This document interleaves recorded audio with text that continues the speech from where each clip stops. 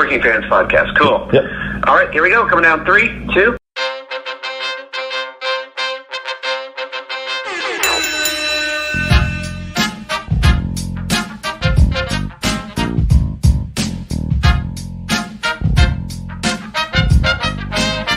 This is the man of steel, Mike Verna, and you are listening to the Working Fans Podcast, a hell of a podcast, everything wrestling, everything life.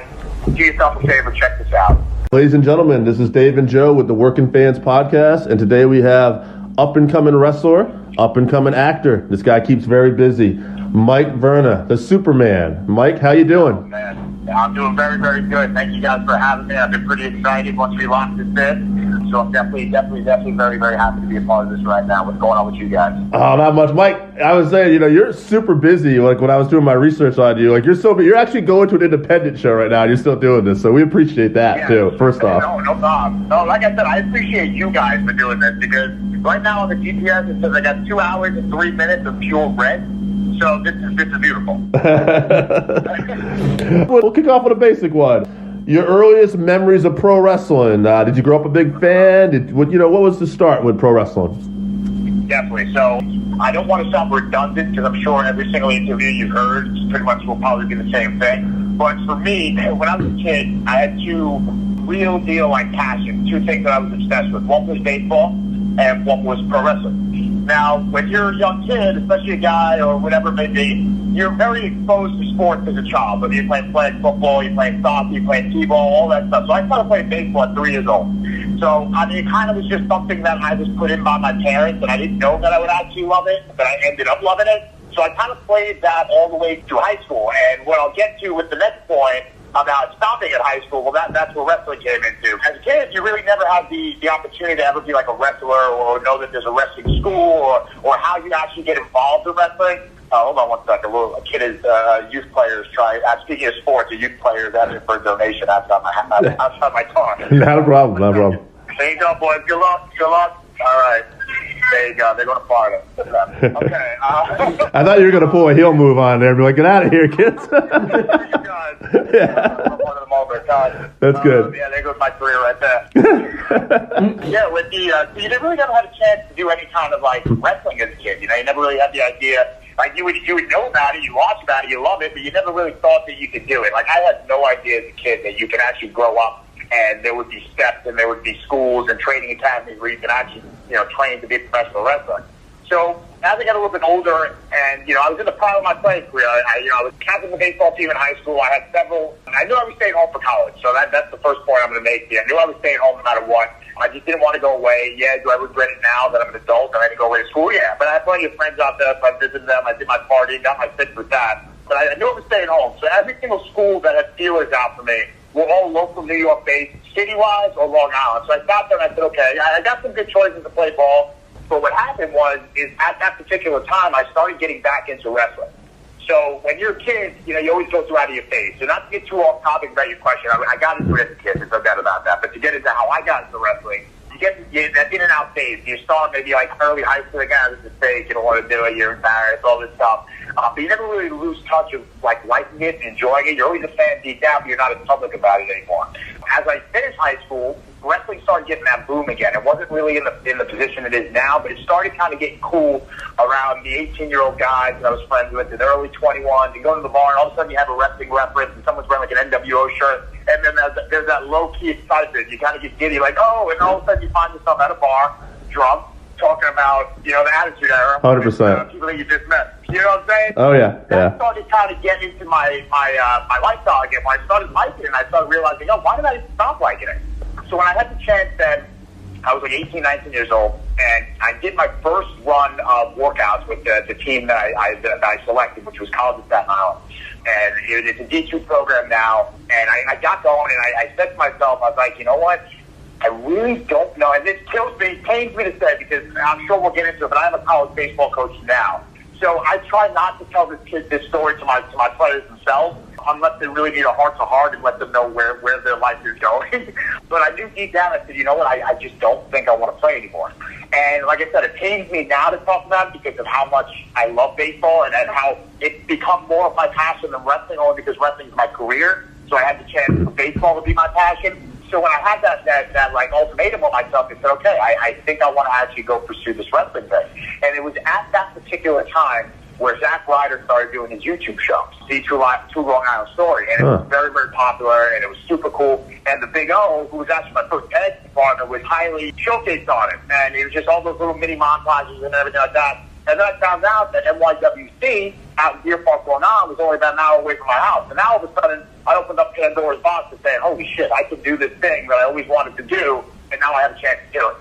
So that was really how a really long story of how I got into wrestling. No, that's pretty cool. I didn't know. That makes a lot of sense. I was just talking about someone today, how Zack Ryder and maybe Matt Hardy were some of the first guys who really used social media to kind of get themselves out there and get over. And now everybody does it because it's just a thing. It's a lifestyle. Now it can get you a job. Right. 100%. Yeah. That's one thing I noticed, like, when I was looking you up, like, you're extremely busy. Like, you're on it. Like, when I tried to contact you, you were super on it. You have, it seems like your Facebook, your Twitter. You got a lot of that. You're very active. You're obviously in movies. We'll talk a little bit about that, too. What drives you? Why are you just this active, busy guy? Well, that's honestly a great question, and I fight that battle with myself every day because I sit there and I've never realized how important and how valuable a day off is until I started living this lifestyle. But honestly, I never wanted to settle for anything less than what I wanted to do, and that's not enough. Like, my brother's a police officer, my cousin is a firefighter, my nephew's a police officer, my friends are court officers, nurses, teachers. Everything that's such a valuable job in this world that should be getting paid way more money than anything that we do out there. But it just wasn't for me. I didn't want to, I use the word settle poorly. I don't mean it as a job that I would have settled for. But that is something when you grow up in New York City, teachers get paid very well. And the public servicemen and women, it's not that they get paid well, but they have a very comfortable living situation once you get on the job. So what happens with a lot of the people around me is once they graduate college, if they graduate college, or once they graduate high school and they kind of start taking these tests in the city, they kind of just get complacent with, like, all right, this is what I'm going to do. I'm going to have a great life. I'm going to have a wife, a kid, a husband, and all this stuff is going to be, simple yet stable.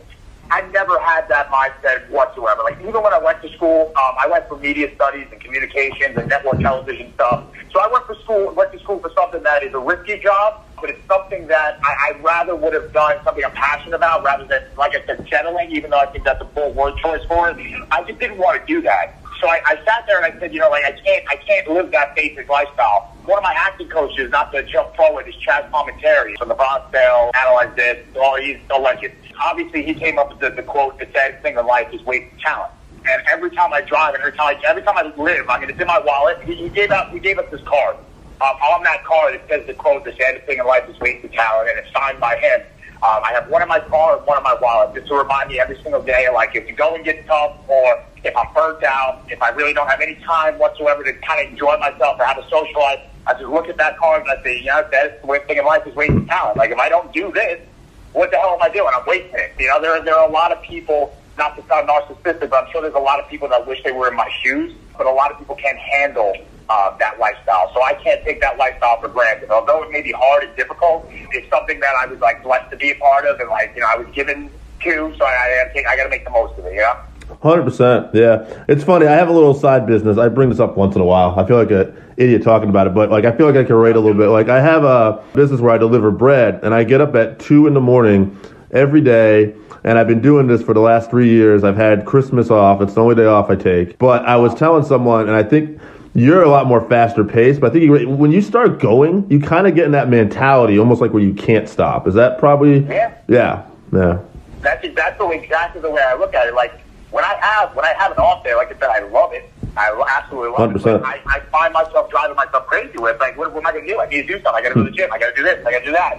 And it's just this whole, like, mindset of, like you said, a complete stop. Like, you don't know what to do. And then once you start, as you can tell by the way I talk, once I stop, I can't stop. Once I start, I can't stop.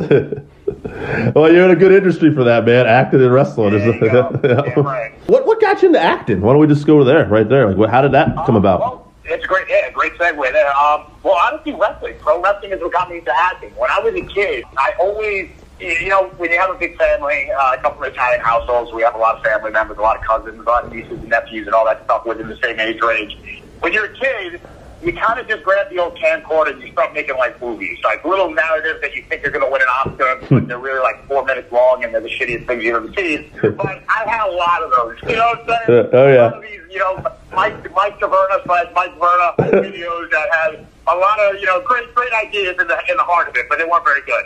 Yeah. So I always enjoyed like filmmaking and like acting and always kind of like performing, but like I said before, I was always an athlete. So I never really had a chance to kind of, you know, do it. And honestly, you know, not to sound hypocritical, when I was a kid, I had zero interest in actually doing it because it was a different time in the 90s. You know what I'm saying? Guys played sports, girls went to dance and did all the kind of like, we started. I know it sounds a little crazy, but that was the 90s. Deal with it. You know, it's what it is, people. It's a different world now, but in the 90s, it was, you know, men did boys things, Oh, yeah. girls did girl things. You know, thankfully now it's obviously everyone can do whatever the hell they want, and that's a great thing. But at the time, it wasn't something that I thought about pursuing.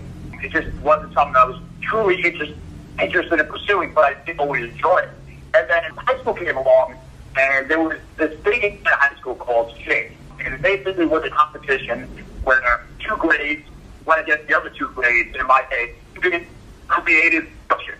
The costumes, they made the music, they did it. It was the first grade kind of thing.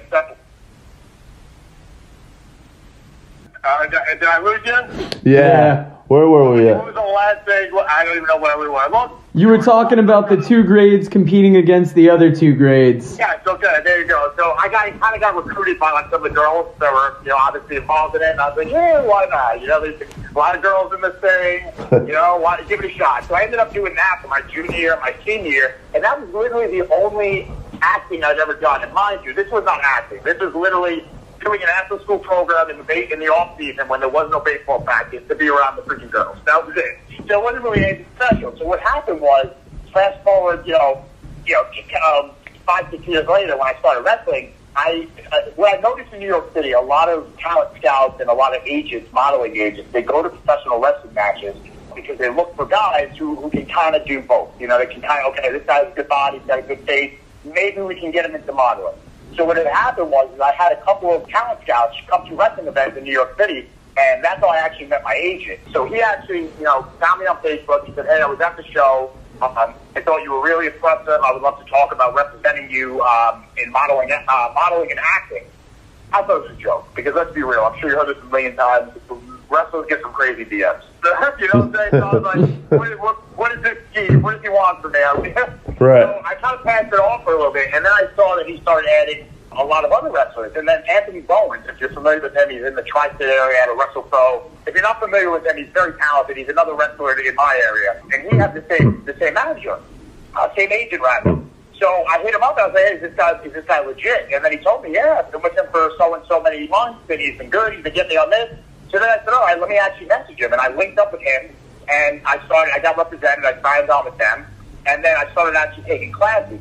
And in the midst of taking classes, just through that whole networking aspect, it's the same thing in wrestling. You meet people, and all of a sudden one door opens, and it's just a domino effect. So I through those classes, I met some people, and all of a sudden I found myself working on background roles for big Warner Brothers television movies, like Ocean's 8, a couple of shows on CBS. Now, background work anyone can do, but it's experience. It gives you an idea of how the business works and like what it takes to actually make a movie and how long and how stressful the situation really is. But from that, again, you network, and all of a sudden I'm getting phone calls now say, hey, we have an independent movie called Bare Knuckle Brawler. We need guys that are in shape, that know how to fight, know how to stunt fight. As a pro wrestler, you kind of automatically know how to stunt fight. So I landed some gigs doing that, and then I got my union card. And then once you get your union card, all of a sudden your stock goes up a little bit. Then you get represented by a manager. Now you get an agent and a manager, and all of a sudden you just start getting roles and auditions. So one went to another with the acting world, but how I got into it was just a crapshoot, complete luckiness. Someone seeing me, someone saying I could do it or I should do it, and then taking some classes and realizing that acting is not that much different than wrestling. You know what I'm saying? Like, it's basically the same thing. You know, it's funny, you grew up in New York, and first time I ever went to New York, I was just trying to, date this girl at the time, and she wanted to go to New York. And I said, yeah, I'll drive to New York, and thinking it was going to be the traffic was going to be like Boston and Providence, and not realizing, oh, this is a completely different animal. And oh, my God. Yeah, and so that's kind of where I'm going. Is New York is an interesting place to live. It's super busy. What was it like growing up in New York, and do you think that, kind of helped you being able to be the busy guy you are?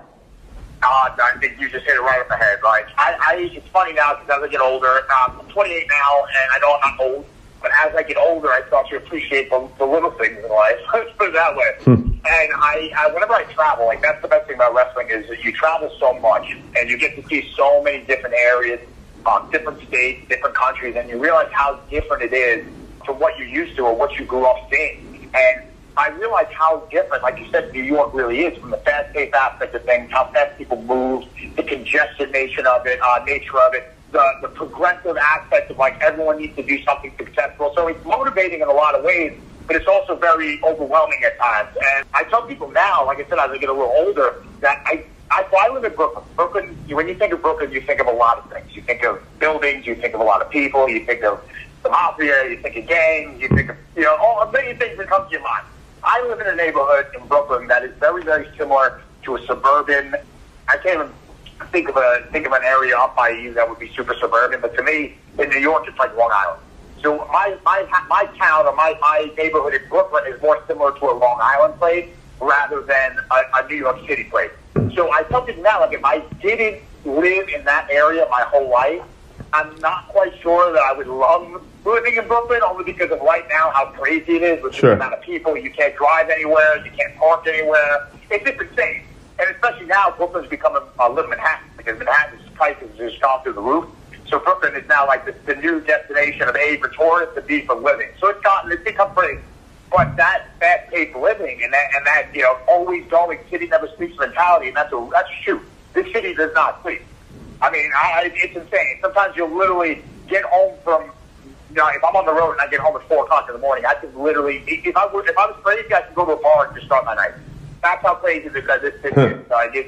It's funny because out by you, I'll leave a show and I'm trying to find a gas station, and gas stations are closed at 9 o'clock. I mean, how's that possible? Right. New York City, we're open 24 hours. You can buy beer 24 hours. There's no dry time. There's nothing. It's just craziness, 24/7. But you are 100% right that type of living is kind of like what's molded me to be able to do this, like just not stop going. Your nickname, Superman. Obviously, you're in roles. Is that something, like, are you a big comic book fan too? Like, how did that come about? That's great. That's a great question too. So the Man of Steel name, I'll tell you how that came. To answer your first question, growing up, did I like comic books? Yes. Was I a comic book fanatic? No. So I wasn't big in collecting comics. I didn't read them often. I loved the movies growing up. I was a huge Batman and Robin fan. I loved the Superman movies, all that stuff growing up. I mean, we were the Tim Burton Batman era. So we had Batman Forever, Batman Returns, Batman the first one with Jack Nicholson, and then it got crazy with Batman and Robin and all that other stuff. But that was the movies I grew up watching. So I always loved superheroes. Like, no doubt about it. Believe it or not, at that time I was a bigger Batman fan than Superman. No doubt about that. But I wasn't a huge fanatic as I got out of those early childhood stages. How I got the name was after NYWC. I actually had to stop for a little bit for training there because I at the time had gotten a really good promotion at work. So when you're like 18 years old, and the minimum wage in New York right now is 15, but at the time it was 7.50 when I was that age. So I got offered a job at 18, making $13 an hour as a manager of a G&T store. So I saw fucking stars at that point. So I was like, all right, let me do this. So obviously the responsibilities got a little bit more intense, and I couldn't train as often as I would. So I had like a 6-month hiatus from NYWC. To make my life a little bit easier, I met someone who worked at the gym I trained here at Harbor Fitness in Brooklyn, New York. He's a wrestler. He doesn't work as actively now because he's getting married and stuff like that, but his name is Talent. Great wrestler, very, very underrated. Needs to get out there. But long story short, he was a wrestler.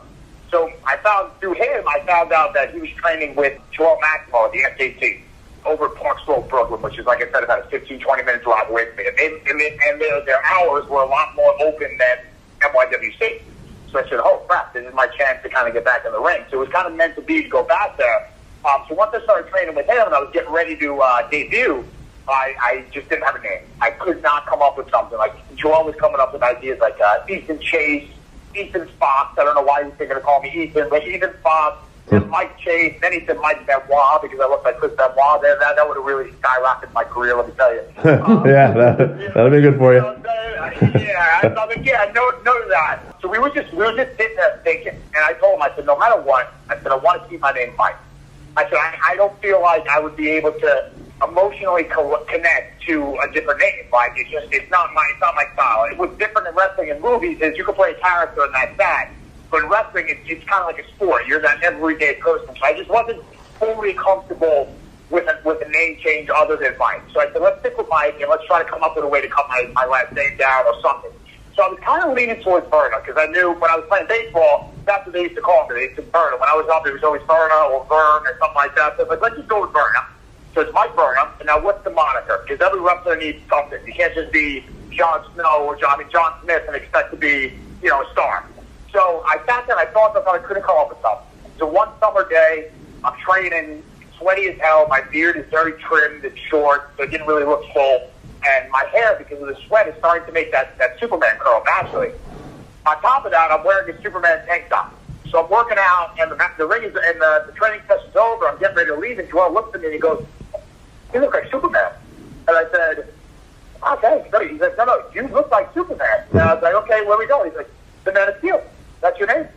And then right then and there, I said, "That's my fucking name." I was immediately able to kind of connect to it. And what I love about it, and I don't want to jump too far to like my wrestling career now, but what I love about it is one of the biggest praises I get about my character or my performance is that as soon as my music hits, you hear the opening chords to the Superman. It's a metal version of the Superman. So you hear the dan and right away I learned verbatim from a fan where they said, when we hear it, originally you kind of roll your eyes because you say every single wrestler, they'll have the S and they'll make their own logo out of it, or they'll call themselves Superman, or they'll have the gear. Just it's a basic thing. Everyone has a Superman tattoo. So you hear it and you kind of roll your eyes. But as soon as I walked through the curtain, I'll never forget it. The fan said that I said, "I got it." And he said, once I saw it, he's like, I could not take my eyes off it. He's like, as a comic book fan, as a Superman fan, I saw it, I believed it. I saw how you wrestle with the high flying and strength and coming from behind. If I'm a baby face and I'm getting my ass whooped and I come down, it's like they got it. And that's one of the biggest praises I get is that in a world where everybody wants to be a cool heel or a successful heel, I'm a baby face that can basically cater to all demographics. So that Superman name, that Man of Steel name, like I look back at it. Is there times that I look at it and say, it's so cheesy, it's Superman? I look at it, there are times where you kind of get bored. You're like, how far can I go with this thing? How much can I stretch it before I kind of corner myself? But then I realize how don't fix what's not broken. It's literally given me so much success in my career so far, and I've only been doing this for 6-7 years now. Like, if I continue to do this for the rest of my life, like I know that it will be something that will help me get to where I want to be. I don't know why. I just been thinking about this. Superman, we were watching some matches with you before this, and there was a tag match. It was at Beyond Wrestling, and you were going, looked like for a swanton, I want to say on Brian Malonis and maybe Cam, and it looked like you hit pretty hard. And I said to Joe, I immediately got to ask him, like, what's the worst bump you've taken? I'm kind of curious. So that was up there, to be honest with you. Yeah. If you remember, I took the bump and I kind of undertake the sat up and said, "I'm Superman," Yeah. I'm not mistaken, stuff like that. It looked brutal, though. I was like, he's no selling it, but it was so brutal. And both Cam and Brian, they apologized endlessly for it, and it was just something that it happened. Sure. What we do is not ballet. I know you heard that term before. It really isn't. And you go out there and you trust your body with friends and colleagues and other people that you work with, and sometimes stuff just happens, positioning-wise, grip, there's a bunch of stuff that happens. So what happened, and it definitely hurt a lot. It's funny because Drew actually texted me the next day and said that bump broke in the basement. It's like an elf spot that we were wrestling. In the basement, they have all these old pictures of all the elves from the 1800s, for Christ's sake. It's that many, straight up antique pictures, antique things. Something broke from that bump. So the people weren't very happy. Drew wasn't very happy, but just to put it into perspective of how hard that bump was, it broke something underneath the floor. Wow. But that one hurt for a while. I remember the next day I was banged up. When it happens, your adrenaline's so high that you just don't feel anything. But the next day or the day after, when things start to kick in, that's when you start ow, that really hurt. That was a stupid idea, so on and so forth. That one hurt. Another match I had with NEW, we were in Holyoke, Massachusetts, and I was wrestling the Wrecking Ball.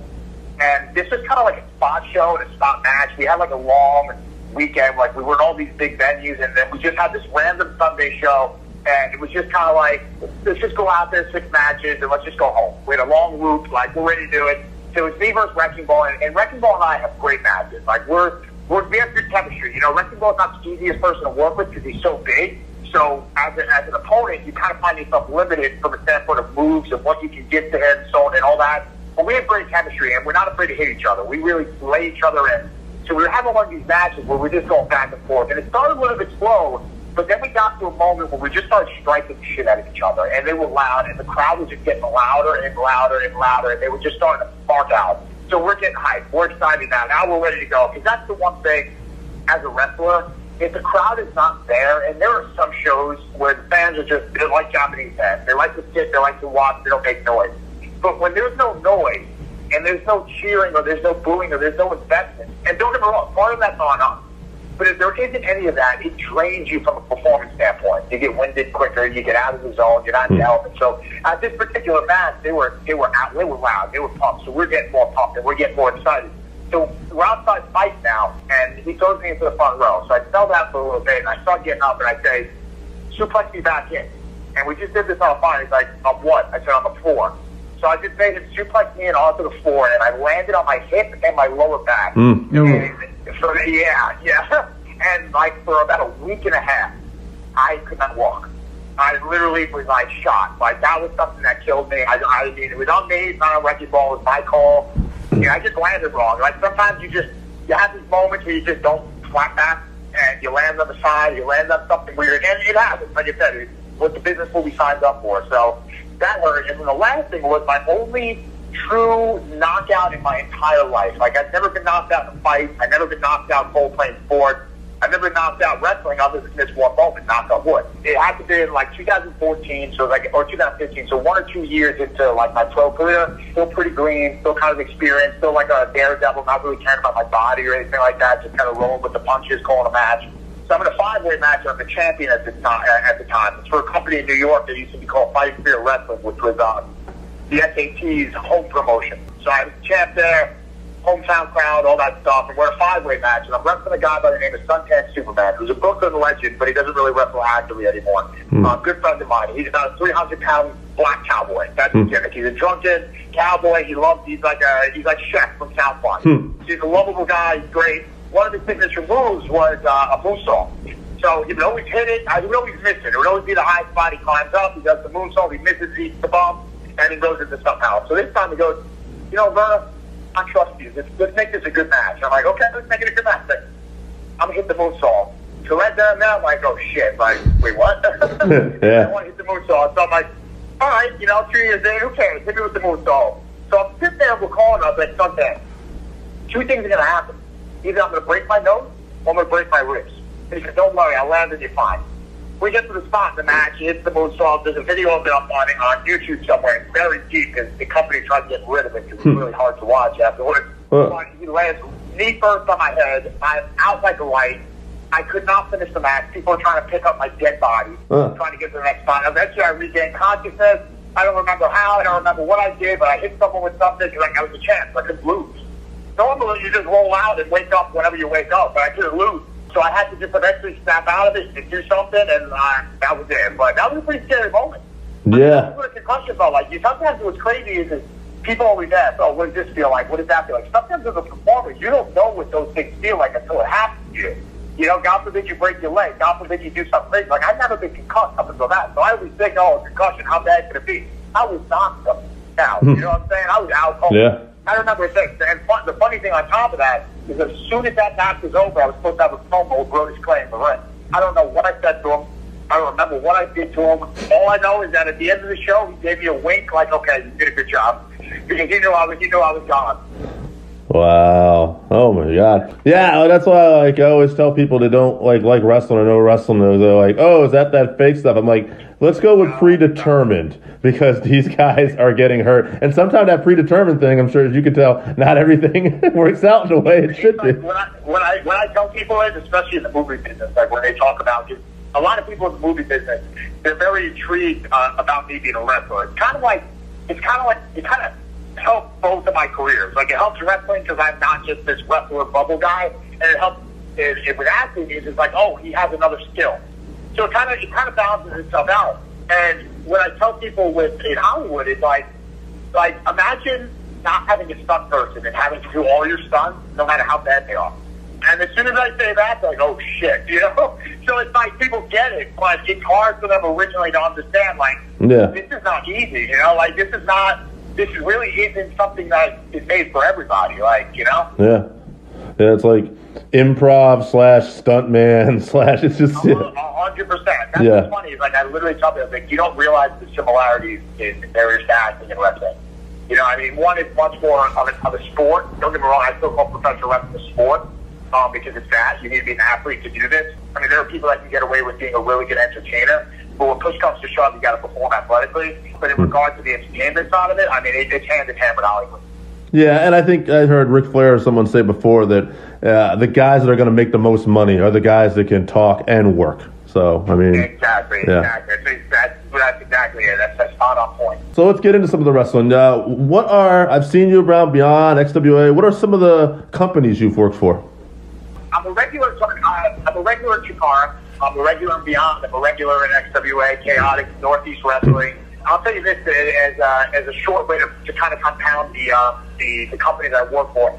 I've worked in every company in the Northeast except for House of Glory. That is the only company I have not worked for. And Limitless. Limitless and House of Glory are the only two companies, I guess, with Disney credentials. Obviously that's opinionated, but to the fans, every company that is very popular with the independent wrestling fan base, I've been honored and privileged to work for, except for those two companies. But regularly, when it comes to some of the more top companies, Chaotic has become a second home. Northeast Wrestling has become a second home. XWA, unfortunately, they don't run as much as they used to on Saturdays, and I can't make every Thursday night because of this busy schedule. But they're always been great. I love working there. Chikara, I've been part of that for the last 4 years. I've done stints with Evolve. You have to be a contract to do Evolve, so I'm not with them consistently. But I've worked for Evolve. Like I said, I've been pretty lucky to work with a lot of top companies, and I plan on expanding that. If I can fit into my schedule and I can get out of the Northeast, that would make me nothing would make me happier because I love going to California, A for acting and B for wrestling. There's bar wrestling out there. There's PWG, of course. I've never worked at PWG, but I've worked for bar wrestling. I love it. I love working for Championship Wrestling from Hollywood with Dave Marquez and the NWA, professionally run stuff. There's just so many hidden gems when it comes to companies outside of the hotbed of New England, New York, Philly, Jersey, that a lot of people just don't know about because I'm lucky and I'm honored to live in a pro wrestling hotbed. But just the best companies tend to run, arguably the best companies tend to run. So I really never felt like it was necessary to leave the Northeast to kind of do more traveling because I was able to make a name for myself in my backyard. Now, did you had a spot with NXT? Did that happen? And I did. Yeah, and how did that come about? Yeah, cool. So I had my first trial. So I started back in 2013, like I said, and I was very blessed to kind of get onto WWE's radar 9 months into the business. So I started October 2013, and I believe it was August. It was SummerSlam weekend, so it was August 2014. I had my first stint with WWE as an extra, and I did back in the day. Just to give you a quick rundown of how it works. William Regal, this is right when NXT was just beginning, 2014, where it was kind of just starting to find its roots of what it is. And Regal was coming on the road with TV every single week to kind of recruit possible signees to extra work. So he would kind of be with us for like 3 days, and we'd have like a seminar the first day, and he'd just talk to us about what it takes, blah, blah, blah. And then the next day, we'd start getting into matches and promos, where he would kind of really dissect you and tell you exactly what they want and what they're all about. So through that, I kind of got WWE's radar very early on. So at that time, I was only 23, and something that stuck with me that makes a lot more sense now was William Regal looked at me and he said, you have everything we want. You have the look, you have the presence, you have the in-ring ability, you can talk, you have a cultural background with Italy that helps you market globally and internationally, and you have a head on your shoulders. He said, but the only problem is you're 23. He's like, you're not experienced yet. There's so much that you would have to experience in the world of pro wrestling that you wouldn't get to experience if we signed you to NXT, where you would just sit there at the Performance Center and train and get better, but not have the experience of what it takes to be a pro wrestler. And at that time, at 23, that's when I said, 23, I mean, if I was still playing baseball and I wasn't signed to a major league team, I'd be at the end of my career. You know, he's like 23, telling me I'm too young. Like, I was kind of mind-boggled by that, but it makes so much more sense now because at 23, if I was signed to NXT, I would have never made it. I was nowhere near ready to go down to Florida and live that life. But to retrospect, that timeline, 2014 was that gig. I did a lot more extra work with them over the next 2 years, and I finally got my tryout in 2017. Tryout went really good, and it kind of ended up being the same situation with age. I was 25 at the time, and they kind of just wanted me to. I got to tell you, break the fourth wall a little bit. There was one person that didn't want to take me just then. I can't tell you who it is, but there was one person that didn't want to take me just then. They wanted me to go out there and get a little bit more, but I was very, very close at the time of getting signed based on what I was told by the coaches and based on people that I network with and that I'm connected with that actually have an inside scoop. I went training to Franco's gym. Yeah, so I got my rundown through that, and I was very, very close to getting signed at the time. Again, I'm very happy I did it, because even at 25, I wasn't fully ready. I just know I wasn't fully ready, physically, mentally, and even in the ring. So then, obviously, stay in the loop. 2017, then 2018 rolls around. I get a call from Brian Katz, who's one of the producers down at NXT, and he handles the extras who would come in and people that they want to take a look at and all that stuff. So he emailed me today, you know, we want to bring you down for a taping, NXT taping. We'll have you working Jackson Reicher, who was formerly known as Gunner. So I was like, oh, cool, yeah, definitely. I mean, look, squash matches are what they are. They're not going to make you look good. They make it enhance their contracted talent. But it's a great experience as a wrestler where you get to learn. Like, you know, being a wrestler and having the opportunity to work with WWE as early as I was able to, I constantly want to learn. Like, what does it take to do this? How does this go to work? How does this promo work? How do they put this guy over? How do they agent this match? So you kind of want to have every opportunity to learn, even if it's an embarrassing squash that you lose in 2 minutes, or if you go put on a 15-minute masterpiece at WrestleMania. You're constantly learning. So I took that opportunity as another way to, hey, show them a professional, learn, and see, get that experience. So I got the matches on YouTube, if I'm not mistaken. Mitch Verna versus Josh Dunn from, I think it was December 21st, 2018. So it was the last NXT of last year. It was a great experience. Jackson Reicher is a gentleman. He's a patriot. He's a good man. The Forgotten Sons are a great team. They were awesome. They took care of me. I'm very, very good friends with Bull James, formerly known as Bull Dempsey, and they were close with him when he was down there. So they really looked after me. So, I mean, it was a really good, pleasurable experience. Robbie Brookside was the agent for the match. Man, total professional, just exactly, you know, really giving you knowledge that you thought you had, but you never had. So it was an awesome experience. Yeah, I mean, I imagine, too, it's like kind of twofold. One, you're kind of learning the process, so you're going to be a little more knowledgeable when you do get called up eventually. And the other thing is, too, you're just, like you said before, you're making connections while you're down there, too. Exactly. I got a question, too. I mean, you know, like we talk about bumps and stuff like that. Do you, and I know you probably love working with everybody, but is there a particular favorite opponent of yours? Oh wow, yeah. Actually, there is a particular favorite. I have a list of opponents that I'm really vibing with right now. I'm really having good matches. But one guy that I can always say is my favorite opponent. He brings out the absolute best of me. He's selfless in the ring. He makes me look like $1 million. We just vibe. We have great chemistry. We're really good friends, so that helps on top of things. That's JC Dunn. He, to me, I can go out there tomorrow, literally 2 minutes before we go out there to have a match, and we will give you a five-star match, just like that, because we have that good chemistry. Another guy that I have amazing chemistry with that I love working is Christian Casanova, who's kind of on his way up now up that ladder. He's another guy that will literally. The term of making you look good, I'm sure you've heard that as podcast guys a lot, but it's something that kind of, you can't put into words how important it is for a match, and I'm actually down on myself sometimes, because as a bigger guy in the ring, we bump a little bit differently the guys that are smaller, or the cruiserweight guys that aren't so muscle-bound, just because they have more flexibility, they just have more movement, body control, stuff like that. And I've gotten better as I dropped all the weight from a heavyweight to a cruiserweight myself. I've gotten better at doing it. But when a guy is able to kind of contort their body and just control their movements when they take a bump, that makes the other guys look like they literally turn your world inside out. That does so much for wrestling. Like, as fans, I know they pop to two things. They pop to a crazy bump or a flip bump or something like that, or they pop to a loud strike. Those are two things that will always get a reaction. And when you wrestle a guy for girls that can fuck for you that way, and they can do it so selflessly, and they can do it so beneficially for you. I mean, that's a testament to them. Like they're going above and beyond to their body to make you look good. And JT and Christian, I mean, like I just said, I have a laundry list of guys that I have great matches with, but I never had a bad match with either of them. I wanted to ask you this before. We got a little away from it, but I noticed too, like with the acting, you had a producer credit on your list. How did that come about? So one of the biggest projects I've been, and I was told to plug this today, so thank you for that. Oh, no problem. We did it. One of the biggest projects that I've been on so far is it's a pilot series called Mob Mentality.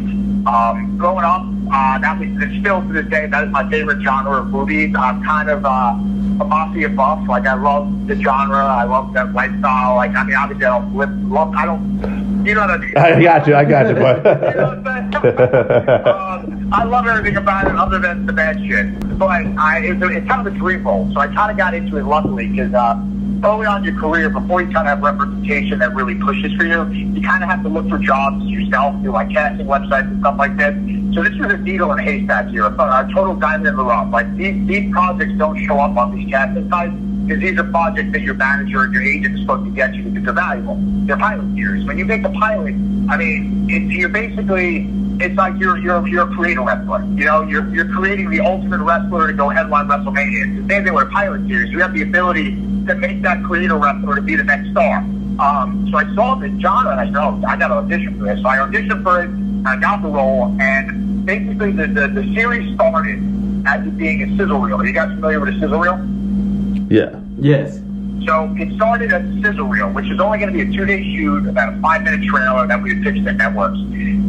That sizzle reel turned into a short film. Huh. That short film turned into a miniseries. That miniseries turned into a 30-minute episodic, 10-episode thing. Then it turned into a holy shit, this stuff is good. Networks want it. We have to make it a full hour-long pilot. So long story short with that, I've been a part of the project since 2017. It's now 2019. So I've been with the project for 2 years. We just finished the first 2 episodes, and the only reason why we finished the first 2 episodes now is because the project evolved so much. We fell into investors. We were able to get money behind it, some big money to really create something that's really, really amazing. Some producers are interested in it. Networks are interested in it. So I'm really, really lucky to be a part of this project. Just to give you a plug here, December 18th, that's a Wednesday at the FDA Theater in Chelsea, Manhattan. The one-night only premiere of Mob Mentality, the pilot episode, will be that night. There is a ticket fee. It's $50 right now on the website, mobmentalitytickets.com. It's open bar. It's a red carpet event. A lot of media, a lot of producers. Really, really massive event. It's the only time anyone who's interested in the show can see it now before we go into the television process of selling it. That could be 6 months, that could be a year from now, whatever it may be. It could be tomorrow. You never know. But for the people that always wanted to see it or were involved or were interested in it, that night is the only time you can actually physically see it until it goes into the vault and it needs to be sold to the people who want to buy it. But back to your original question, being a part of the project for so long, you kind of start becoming invested in it because you know that the light at the end of the tunnel could be potentially a very big light. It could change your life, it could change your career path, it could change everything. So I became very heavily in making this thing work by all means necessary. So what got me a producer credit was I have a lot of connections in Brooklyn. I also have a lot of relationships in Brooklyn and a lot of people that think very highly of me because of wrestling. They kind of see me as like a neighborhood celebrity, which is an honor. You know, you live in a small town of Brooklyn, but for you to be honored like that in your neighborhood, it's a very big deal. It's very important. It humbles me every single day. And at the end of the day, if I'd have never high-fived WrestleMania, never made it big in AEW or any major company, at least I know I made the neighborhood proud. So there you go. It's off the bucket. Yeah, it's one off the bucket list. So because I was able to kind of get a lot of locations for free, I was able to get into my old high school, which is illegal, but I was able to get the principal to sign off on it, so we filmed there. So when you do that, and you're able to kind of create all those benefits and opportunities for the production, you become a producer because you're producing something. You're creating locations, you're opening your house, you know, whatever it may be. So that's how I became a producer. But at the same time, when you talk about learning how I did with wrestling and NXT, it's the same thing with Hollywood. Like, if I was going to make it as an actor, I need to know how every aspect of this business works. Otherwise, you're going to get eaten alive. Hollywood is just as dog-eat-dog and blood in the water as a shark as wrestling is. So you kind of have to be prepared to know every aspect of this business. So I looked at it as, hey, if I'm going to be a producer, I didn't care about the credit. if I can be a producer and learn what a producer is and how to get shit done from that side of the spectrum, I'm going to do it. We actually have to wrap up. Is there anything you want to promote? Well, I promoted the Mob Mentality premiere. Like I said, I know you guys are in the New England area, so if anyone's listening to this that's closer to New York and wants to see this show that will eventually be on television, I promise you that. It's a great story, has a great cast, has a great creator and writer. Technically, I mean, we tag it as the next great American mob show. That's because we truly believe it is.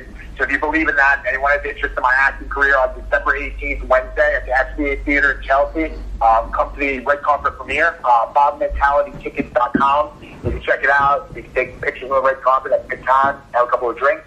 My Twitter, my Instagram is @manofsteelmz, manofsteelmz. And please, just support indie wrestling. Support all the boys and girls that go out there and bust their ass. Support the podcasters that give us a platform to talk about what we do, to get a platform to get ourselves out there to listeners that may not know who we are now. Just support anything professional wrestling. I mean, we're in a great time right now for this business. It's only going to get better. It's only going to grow. There's going to be more stars that are going to become, the VFW Hall legends to now household names, and that's honestly because of you fans, and you guys do. You guys give us a platform every single day. I mean, anytime I get a podcast in my message, I always look at the show. I always see if it's a good show, and then I jump on it because you guys go out of your way to kind of, like I said, to give us a platform. And I'm sure you're aware, but we are forever appreciative of that platform. So thank you to that. And like I said, guys, fans, just keep supporting us, man. You guys supporting us will help us fulfill our. All right, awesome, Mike. Thank you so much for everything. We really appreciate it. You were great. I wish we could have gone longer, man. Great podcast. So you killed an hour and a half of my ride. I'm almost there. Awesome, man. Thank you very much, Mike. Oh, please give me a call, give me a message. I'm definitely down to do it. You guys are great. Awesome. Thank you so much, man. Bye. All right, so that wraps us up for this week. Thank you again for listening to the Working Fans Podcast. So as always, you can find us on Twitter at FansWorking. Our Facebook page is Working Fans Wrestling Pod. We have email where you can reach out to us and let us know what you think also. That's workingfanswrestlingpod@gmail.com. Follow us on Instagram, workingfanswrestling_pod. And then as always, please continue to listen to us on Anchor.fm, Google Podcasts, Spotify, Breaker, Overcast, Pocket Cast, Radio Public, all your major platforms. If you're following us on Apple Podcasts, which we are also on now, and YouTube, please make sure you subscribe and give us a 5-star rating. It helps us bring you these podcasts where we get to talk to you and talk with you every week. Get your head to the pillow at the end of the night. That's all that matters. Just get your head to the pillow. No matter how bad you're feeling, no matter how bad you think you're doing, if you put your head on that pillow, you got a fighting shot at tomorrow. Working Fans Podcast. Cool. Yep. All right, here we go. Coming down 3, 2.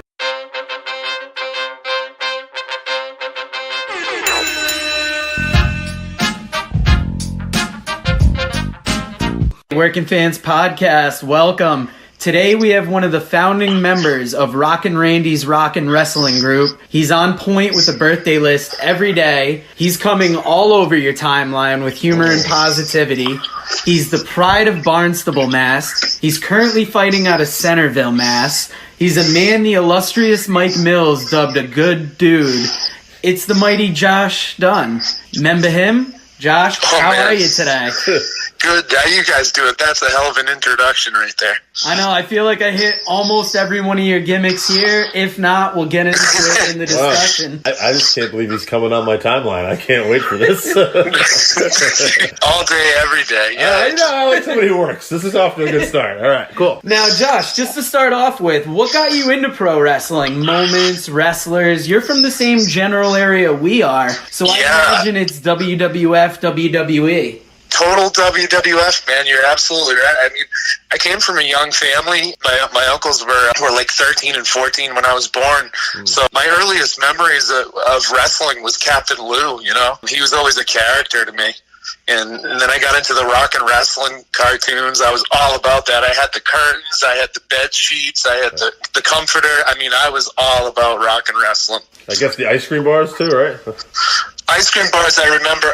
Those came a little bit. Those came around like when I was in 5th or 6th grade. Definitely remember those. Yeah. They weren't around too long. No, they didn't last. Recently making a comeback, which is weird to see. Yeah. I'm pretty amped about it. Now, have you always stayed a wrestling fan, or was there a time that you kind of fell out with it?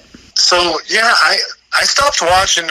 So I went overseas in 2003, and I definitely stopped. I mean, I catch it now and then. When we had an Armed Forces Network over there, and they would show it from time to time, but it was really sporadic when you could catch it, when you couldn't. And I never really went back to it till about 2009, when my oldest daughter was born. And life started slowing down, and one night I'm just watching Monday Night Raw, and I'm back into it. And the first feud, I think it might have been 2008, 2009, the first feud I remember getting back into or invested in was Triple H and Randy Orton, when Randy Orton DDT'd Stephanie McMahon on TV. That was my first angle back into wrestling. It was good. I liked it. Now, what kind of made you fall out with it? Was it just going overseas and not being able to watch it for a time? Or definitely going overseas. I was in my early 20s. I was single.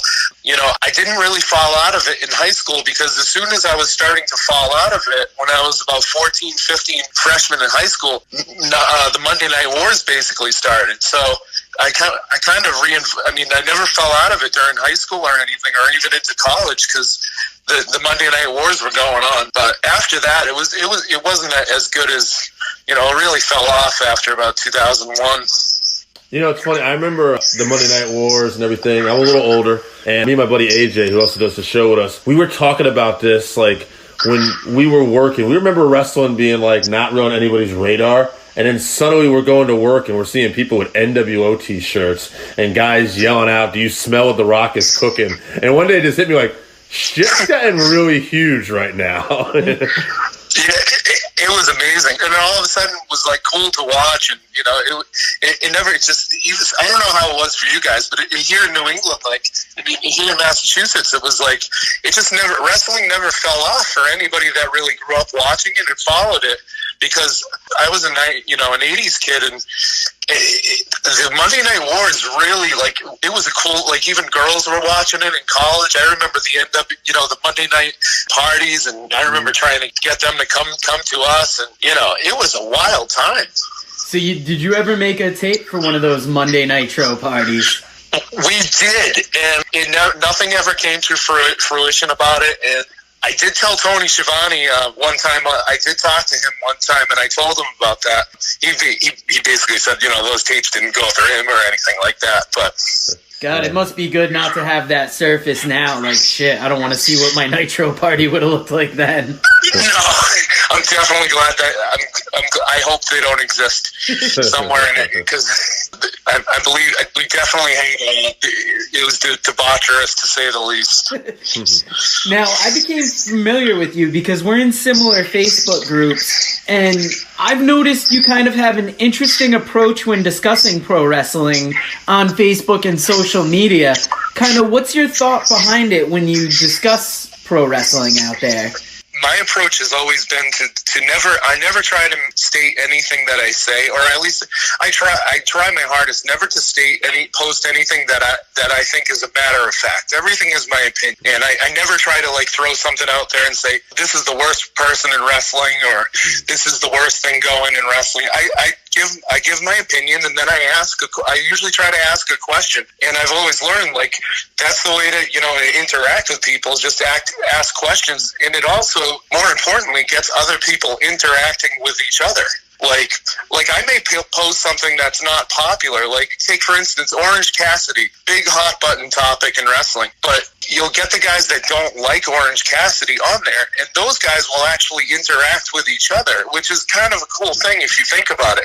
I don't care if you like him or not, as long as you're not a dick about it, like, you know, and if you're being cool with each other and you guys are I mean, it's a win-win. It really is. I try to have threads that are just friendly and cool, and that's always my approach.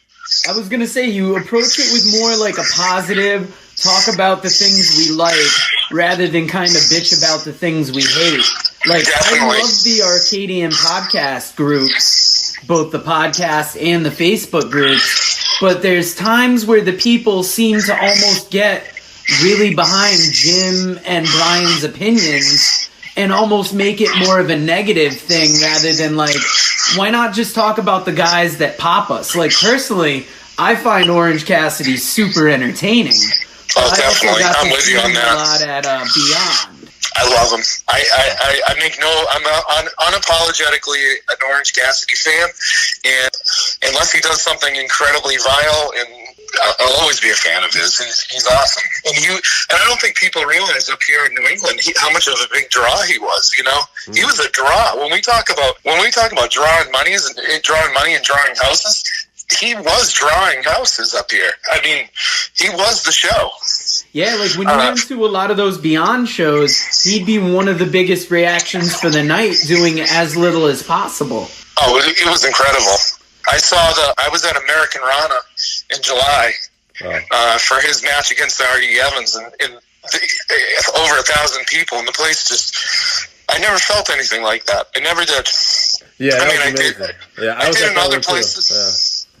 Awesome time, wasn't it? Yeah, I mean, and the referee, I'm breaking out his name for AEW now. Bryce Remsburg. Yeah, super got over with me for the first time in that match. I was like, his facials, and at first I thought it was distracting, but then as time went on, I'm like, no, I'm loving everything that everybody's doing in this match right now.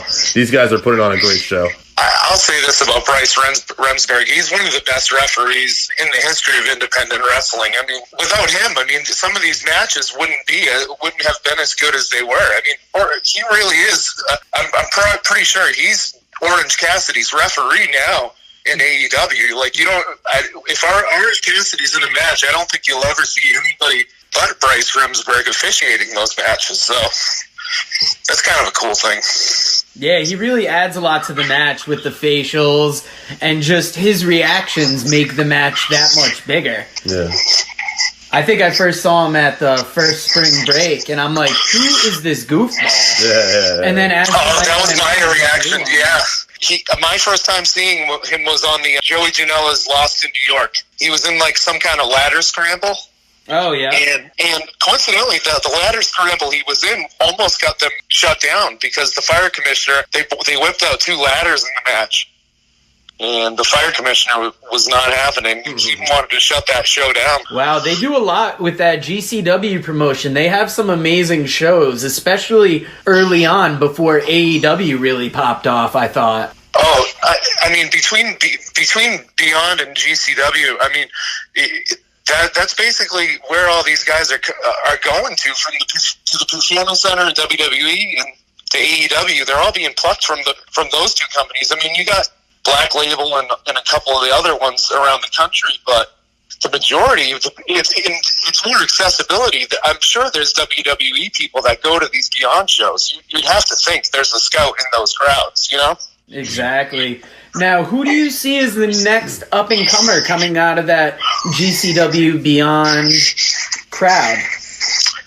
You know, I've really been thinking Tony Deppen would have been signed by now. It's very surprising to me that he isn't signed. Dirty Daddy, I don't think he signed with MLW, but he was supposed to be on the upcoming canceled show in the middle of April, and that's a bummer for him. I mean, talk about a guy that deserves a shot, like just a shot, anything on TV or some kind of national exposure. Yeah, I was real excited to see him get on MLW because we've seen him killing it up here at Beyond for years now. Oh yeah. That match he had with Sakimoto this year. Oh my God!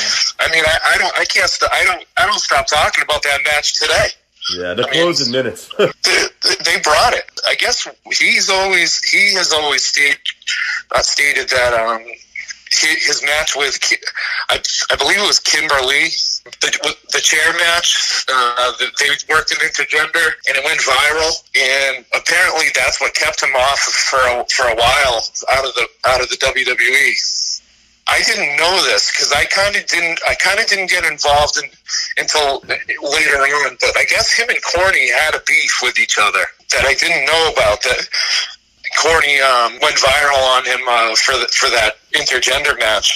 Yeah, I heard Corny had a problem with him. I didn't know Dickinson had responded now. He didn't respond, I don't think. I think he just said he got blocked by him, and and he's not going to apologize to him or anything like that. But I think that's the thing that's he's constantly said that's kept him out of the WWE. He's made no bones about it that he wanted to go. So yeah, and it's crazy that Beyond really popped off with that intergender wrestling and was slightly ahead of the curve, I'd say. I mean, it's still not over, but they made steps. I know Kenny Omega's talking about he wants to get it in AEW, and they did it on the cruise ship, I guess. Yeah. So it is something we could still see on a national level. Unfortunately, we'll never see it on a WWE level. They wanted it, but I guess it got squashed by the stockholders. And that's probably how we got that awesome mixed match challenge. Oh, yeah. Oh. There's nothing better than an intergender match where when somebody else tags in, hey, get the fuck out and get the lady in here, please. Man, I've seen some really good I've seen some really good intergender matches. I've seen some bad intergender matches, but the bad intergender matches are the same as a bad match. They're just a bad match to me, you know. But there's been some good ones. I mean, one of my favorite tag team matches of 2018 was the Beaver Boys versus the Twisted Sisters. Oh God, yeah. John Silver came out as such a heel. It's alive. That was one of my favorite tag team matches. Not forgetting it's intergender. It was just one of my favorite matches of that year. They worked stiff. They worked great. And it's a shame that Hall of Dead never really capitalized on that. So. Yeah, now how is it seeing the Beaver Boys on a national level now? Because we interviewed John Silver, he had done a couple... He did a couple of the enhancement, but he wasn't part of the Dark Order yet. They were just starting to tease that the next week. And they were hoping that they were going to get a bigger contract. So how is it seeing a guy that you saw every month at Beyond now on national TV getting over? I love it. From a creative standpoint, as that fan who's sitting here critiquing a little bit, I'd rather them not have the masks on because they're good-looking guys, and honestly, they were top.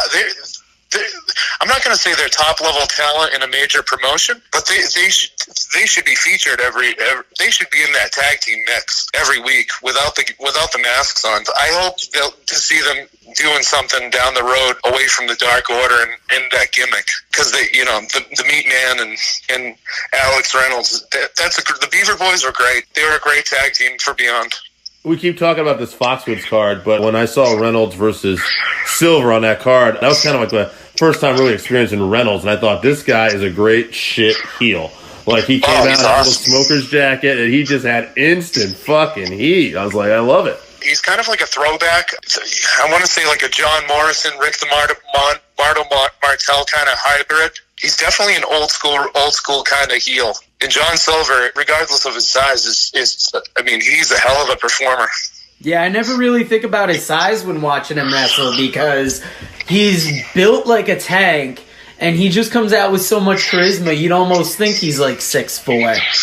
Exactly. And when he's got somebody on his knees and he's going to do the kicks, I mean, those are some stiff kicks. And you're right, I do forget about what his height is, because he's lifting people up over. I mean, I saw him gorilla press. I think in one of the uncharted territories, he gorilla pressed somebody over his head. He's a strong dude. I've interacted with him on Twitter. He's a very nice person and very cool guy. Yeah, he was a very good guest to have on. Now, kind of getting back to podcast a little bit, what drew you to the Arcadian Vanguard podcast, as well as booking the territory and the accompanying Facebook groups? Because the podcasts are amazing in their own way, but then the Facebook community that's been created behind it is almost, I would say, almost as good as the podcast, if not better. So what drew you to that crowd? So I don't know. I learned about it through Corny, and then from listening to Corny, I ended up listening to the 605, and I got submersed into the 605 and just Bix, and I was around when Bix was on, but I didn't join the Mothership group because I was never really active on Facebook or wrestling internet in general. But then one day I just asked to join the group, and 2 months later I never thought about it, and then 2 months later I was accepted into the group, and then I looked at the group and I said, oh, these guys are fun, huh? Yeah, just some of the conversations we have on there. More so in the Rockin' Randy's Rockin' Wrestling group. But you can be filthy, you can be funny, you can get genuine support in tough times. It's just a nice community that they have there. I love it there. That started as a joke, half joke and half resentment, and it grew into what we have now, which is just a cool. It's really a collection of people from all the great boards, you know, and it's a good place for people like podcasters and everybody like from novelists to artists to whoever to plug their stuff and share and get supported in a smaller environment. You know, we're not big. We're not a big group. We have no aspirations to be big or anything like that. I think the problem is with these Facebook groups is once they get to a certain number of people and you don't know who these people are, the less apt you want to become personal with these people, you know? And that, I think that's what's different about us from the rest of them. Yeah, because I was going to ask, what led to the creation of the Rockin' Randy's Rockin' Wrestling group? Because there was a Pro Wrestling Outlaws group just before this, and that seemed to go up like the Challenger, and then Rockin' Randy's kind of came from the ashes. So, Pro Wrestling Outlaws, I was in that group, and I like to joke around, I like to have fun. I like homoerotic humor. I'm not in a derogatory way towards gay people, but more or less celebrating them. And this guy did not appreciate my homoerotic humor, and I said, you know what, this is not going good. He was referring to Nyla Rose as quote-unquote it. That didn't go over well with me. I have like a code of just treating humans as humans. And that's it. Like, come as you are with me. And he really showed his cards, like, of what kind of person he was. So I kind of pushed the envelope with him, and I was posting some homoerotic stuff. And finally, he was taking my post down. And I posted one night. I remember it fondly. I took a bong hit, and then I posted. I don't appreciate my post being taken down. If this continues, Rockin' Randy's Pro Wrestling group is going to be created, and you're all welcome to join. And I wrote, I promise. 5 minutes later, I was kicked out of the group. So literally, within 20 minutes, I had Rockin' Randy's up and running. And by the time, like, the 40th person joined, I said, oh, shit, what do I do? You know, like, now I got to take this kind of seriously now. Because it really did start out as a joke and a resentment, but everybody really was kind of just like, F that guy. He was he was kind of ignorant.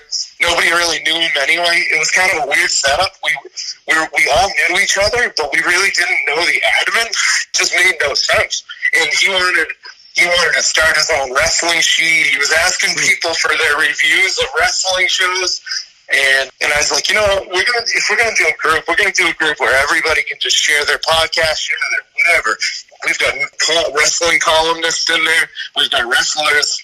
You know, anybody can go in there and just plug their stuff and be cool. Oh, that's awesome. Yeah, the funny thing about Pro Wrestling Outlaws was I joined because I believe I was invited by you, or I saw you join. So I'm like, oh, if Dunn's into this, I'm into this. And one day, we've been trying to get the podcast off, so I just happened to share something in there. And that was the first and only time I've ever gotten a report from Facebook saying, it was somebody from the page saying, hey, we're trying to grow the page here, don't share that shit.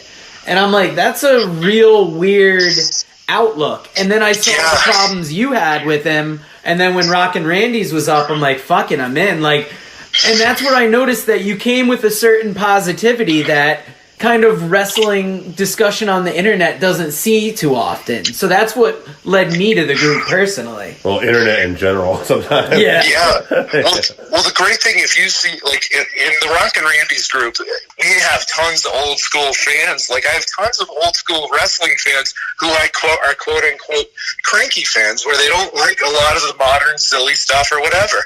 But they don't treat people like garbage for liking that stuff. And that's what's kind of different about the group we have, is like, nobody cares if you like that stuff, even though they don't like it. You know, nobody's going to denigrate you for liking Orange Cassidy or something as silly as that, you know? Nobody wants to not be your friend over a stupid wrestler. That's the basic gist of it, you know?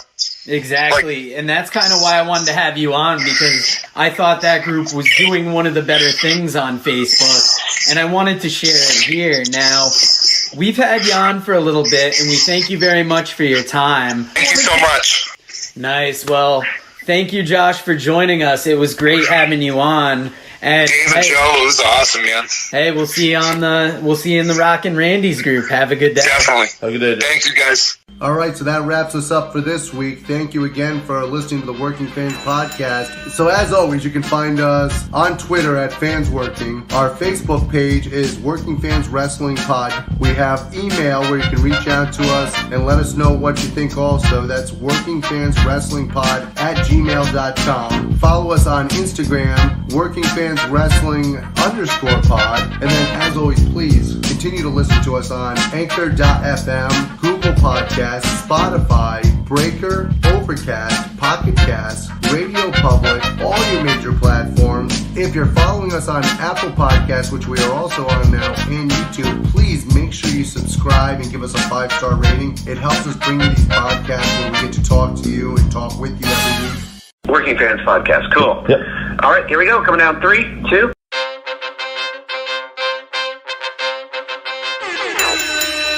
Hey, what's going on, everybody? It's Danny Limelight, and you listening to the Working Fan Podcast.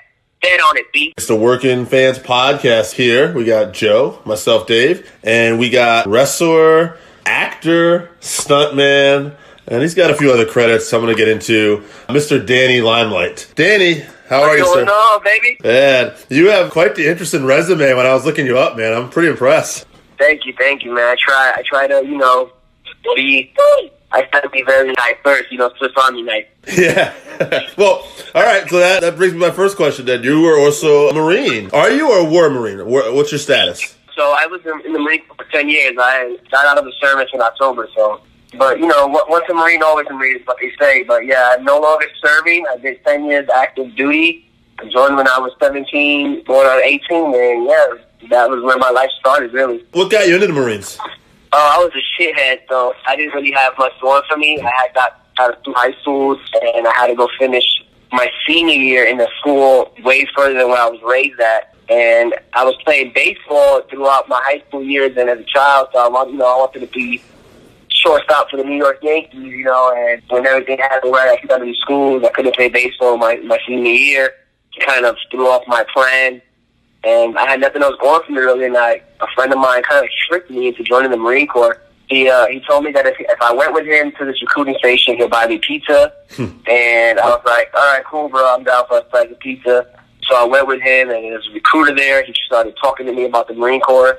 And I was like, I don't know anything about the Marine Corps. All I know is I play Call of Duty, and the Marines are in the video game. And I didn't know any difference between, like, the Army or the Navy or the Marines. Like, I thought it was all the same, And I think a lot of people look at it that way. So basically, this, like, Marine Corps recruiter, he pretty much told me that I couldn't be a Marine, that I wasn't fit enough to be a Marine, and all this stuff. And I basically just took it as a challenge, and he told me he wouldn't enlist me. And so I walked up the office, and I went to go walk across the street to the Army recruiting station. And this Army guy, this soldier, he came out of the office, and he was smoking a cigarette, and he had his cell phone in his hand. And I looked at him, and I looked back at the Marine, who was looking, all sharp in his uniform, and it just looked, professionalism level just was, like, so different. And I just turned back around, I walked back into the recruiting station, and I said, I'm going to join the Marine. And the next day, my mom came to the office with my dad. They signed the paperwork, because I was 17, I needed their signature. And, 6 months after that, I was in South Carolina becoming a Marine. You're a busy guy, man, because you were you were training somewhere around this time to be a wrestler. How did you break in, but also what got you into wrestling? Okay, so I've always been like a wrestling fan. I wouldn't say always. I started watching wrestling, and I stopped watching it, right after Eddie Guerrero had passed away. And, I was just a fan of it. It was something that I had always wanted to do, but it was like, you don't know how to get into something like that. And so I was in the Marines, and I went to Target with my daughter. She was just born. She was like maybe 4 or 5 months, and she was sitting in the car at Target. And we had stopped by like the Blu-ray section, because at the time I was collecting like all these Blu-rays and stuff. And I was looking for a Blu-ray, and like she like smacked the shelf, and like a bunch of Blu-rays fell down. And I don't know how she had this much strength when she was 5 months or whatever, but I ended up walking over towards to pick up the Blu-ray she knocked down, and the Rock's Blu-ray, like the Rock's top 10 greatest matches of all time or something like that, was one of the Blu-rays that was on the floor. And I was like, I felt a little nostalgic. I hadn't watched wrestling in years since I had joined the Marine Corps, and this was about 2014 actually. And I picked up the Blu-ray. It was like $10.99. I bought it. I went home and I put my daughter in like a little boppy, like a little seat for babies, and I put the Blu-ray on. I just sat there. I think my ex-wife at the time, her mom, she was like cooking dinner or something like that. And me and my daughter were just watching The Rock, wrestle like Mankind or wrestle like Triple H. I think it was like his WrestleMania 17 match with Austin. Like all these matches were on the Blu-ray, and I was like, man, that's pretty cool. Like my daughter's mom, she was like, I never seen wrestling, and I was like, really? I was like, all right, cool. So like I looked up online to see like when the next time WWE was going to be in town, because I thought it'd be like a cool date just to go, watch them, Yeah. And when I pulled up, I was watching the show, and a buddy that I was in the Marine Corps with, he ran into me, and at the time I was a sergeant. And he was like, Sergeant, I didn't know you like wrestling. And I was like, I used to watch it when I was younger, and I kind of, hadn't watched it in a very long time, blah, blah, blah. And he was like, well, I'm trained to be a wrestler. And at first, like, I laughed. I thought it was funny because, like, you don't really hear that. I'm trained to be a pro wrestler. People think wrestling, they think, collegiate level. They think Olympic wrestling, weight divisions. And when I've known about wrestling, but I never knew what independent wrestling was. All I knew was WWE, WCW, and TNA. I didn't know about New Japan. I didn't know about Ring of Honor or the independent wrestling companies out there either. I didn't know any of that stuff. Right. So he told me he was training. I laughed. He said, no, at the time I was a first-degree black belt martial art instructor in the Marine Corps martial arts program. And so I was teaching the martial arts programs, basically like close quarter combat stuff. And he said, you do this and that, and you're very fit. And you should come check it out, man. I think you'd be good, He gave me the address. I laughed, and I ended up showing up like 2 weeks later to the address he gave me just out of like the whim. And this company, which I'm not going to mention because I just don't associate with them no more, and I don't want to give them any kind of clout off my name. But they were there training, and there was a bunch of people in the ring, and some of them were fat and skinny and all shapes and sizes, and there was like maybe 1 or 2 athletic people there. And it was just like a weird group of people training, and I was like, man, if these guys could do it, like I could do it for sure. And I talked to the promoter, he was kind of a douchebag, he didn't think that I could do it, and I was like, look, he didn't take my money pretty much, like either let me train or not. And he said, yeah, and then 3 months into training, I made my debut, and this was in October of 2014, I made my debut, and the rest was pretty much history from there. I started wrestling in August of, I started training in August of 2014, had my first debut in October of 2014, and then I went on to wrestle for about 2.5 years. Then I had to take a break because I was still in the Marine Corps, and I got selected to go be a drill instructor. And so I went to go make Marines in MCRD San Diego, and I had no time. I didn't have time for my daughter. I went through a divorce, a bunch of stuff like that had happened, and then when I got done being a drill instructor, I just thought, you know what, like, I want to go back into wrestling. I had missed it. I seen a lot of my friends getting signed and doing big things, and I was like, man, I just want to be a part of that again, And I got back into the ring in January of 2018 after stepping away at the end of 2016. So about 2 years I stepped away. And, yeah, man, I kicked back off January 2018. I was training with, Lil Chono and Mariachi Loco. And I was training with, I had made a couple of stops at a couple of other little spots around the area. I was to Santino's a few times with Dozens James, training with Los Luchas. Santino camp. I started training with Jake Atlas. He would come train with me. I started training with Jungle Boy. Oh, yeah. Like little one-on-one lessons. Not lessons, I would say, like one-on-one training sessions. With Jake and Jungle Boy. I started training with Luchasaurus, and then I started training at Burbank, and I met, this guy named Jim Logan. He was a wrestler way back when who had a ring in his prop. He did like props for movies and stuff like that, and I had just got his son and acting and stuff, so that's how we kind of connected. And when he had a wrestling ring, he was looking for wrestlers. I started going there to train because it was like 10 minutes from my house. And that's where I met Damian Sandow and John Morrison. And John really helped me step my game up. And it was because of meeting John that, he put me in his movie. I got to go do the movie with him in Florida, The Speed of Time, which is coming out soon, where I got to do stunts, all the fighting and stuff like that for that movie. And yeah, man, it's been like a roller coaster the last 2 years. Yeah, sounds it, man. Super busy. You're a really good talker. Have you always been good with the gift of gab, or is that something you worked at? I think that's a Brooklyn thing, Okay. Growing up, my dad had a mouthpiece on him always, and I kind of got my street smart and the way I talked to my dad, and started trying to bullshit, and that's my way through life. Life as a kid, talking my way out of detention or talking my way out of whatever. And I watched a lot of, The Rock was my favorite wrestler. Yeah. And maybe he's the best wrestler in everybody else's eyes, but to me, like, The Rock had everything. He had the cool music. He had the catchphrases. He was good with the microphone. He had entertaining moves in the ring, even though they weren't cool stuff. Like, his matches were entertaining to me. Yeah. And, The Rock was just, then he started doing Hollywood. That's something that I had always wanted to do, be an actor and do stunts and stuff like that. And so, like, I watched a lot of The Rock, so the talking things, The Rock, I like boxing, and my favorite boxer was Mayweather. He had to bump on him, too. Like, New York rappers talk a lot of shit, so I kind of just, like, it's a New York thing, I would say. I gotcha. I actually got to step in with a quick question since you mentioned New York rappers. Who's your favorite rapper that comes from the New York area? It's going to be Jay-Z. No, king of it. Mm-hmm. Yeah, Jay-Z's my favorite rapper. I mean, when I was younger, I liked 50 Cent.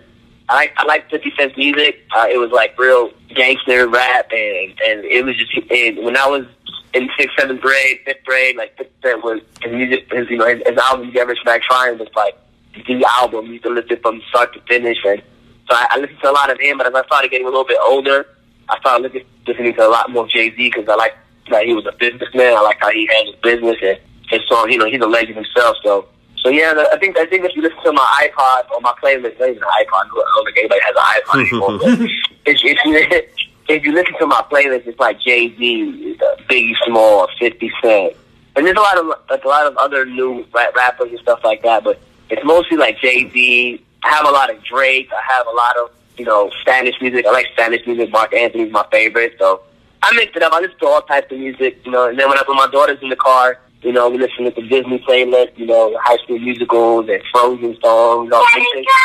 And then she goes, I gotcha. That's awesome. Yeah. Jay-Z is something else because, like he said, he's not just a businessman, he's a businessman. And he's a man of his business, man. And just hearing him over the years, his newest record, the 444, it was just another side of him, and you get to see that this guy is just super multifaceted. You know what's crazy? I've been to 2 concerts my whole life. I went to Lil Wayne's Carter 3 tour in 2009, right before I went to boot camp, and the second and only other concert I went to was Jay-Z's 444 tour in 2017, and that concert was bananas. Wow. Yeah, just when you mentioned New York hip-hop, I had to jump in there because I'm a fan of all that 90s era stuff, but even a newer group like Flatbush Zombies got me, so I just had to get in that question about hip-hop real quick. Definitely, man. New York music is great. I like Fabulous. I like Nas, Jadakiss, Dipset back in the day was like a cool group to listen to. Yeah. So. Oh, God, I was just listening to Cameron Sports, Drugs, and Entertainment yesterday, and just that older Dipset Cameron stuff. I can't get enough of the beats, the rhymes. They're just the best. His beats has always been great, man. What's funny is Joe went off onto hip-hop, and my mind went into boxing. Because when I grew up, I'm a little older, And like, you're a Mayweather guy. I I'm 43. I grew up on the Sugar Ray Leonard, Marvin Hagler, and, like that kind of era of boxing. And so like, I was going to ask you, do you still keep up with boxing? Because I had dipped away. And I started getting into it again right around a couple years ago during the first Wilder Fury fight. Really captured my attention. Okay. Well, when I was growing up, my dad always watched boxing. We used to go to my aunt's house all the time for the boxing fight. And my dad was a huge Felix Trinidad fan. Oh, yeah. The Puerto Rican guy, Trinidad. We watched a lot of him. We watched a lot of Tyson. Mm-hmm. And my dad started, getting me into boxing when I was younger and stuff like that. And Mayweather was my guy. Mm-hmm. And it was more like the pretty boy Floyd era, when he was actually, oh yeah, knocking, fighting, Like, mm-hmm. now, I mean, I haven't lost. If anything, I have more respect for Mayweather now. He owns the game. He knows how to do it. Right. He knows how to win. And people don't like to fight, but he does it to make money, and that's what he's great at. But I started watching it a lot more because of Mayweather.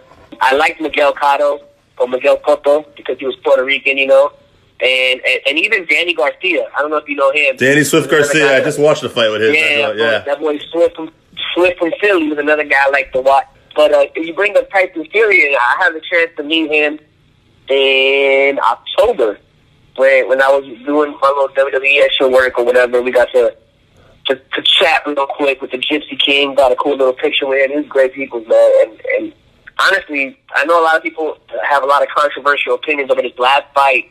But I think Fury got him, man. I think he did, and I think he's one of the best heavyweight boxers out there. He's a big dude too, man. He's big. It amazed, that fight surprised me. The way he brought it, he said he was going to do it, and I just didn't think. I thought, no way, not the way Wilder knocks people out, but no, he did. Yeah, he leaned on him, and I was like, holy shit. And people were sleeping on him because of him doing a little WWE spit and stuff like that, and they're like, oh, he ain't training as hard as Wilder because he's playing with WWE, but that man came in there and he came in ready. Jumping around a little bit, that was something I had thought about. You said WWE. You had a couple cameos with the WWE, right?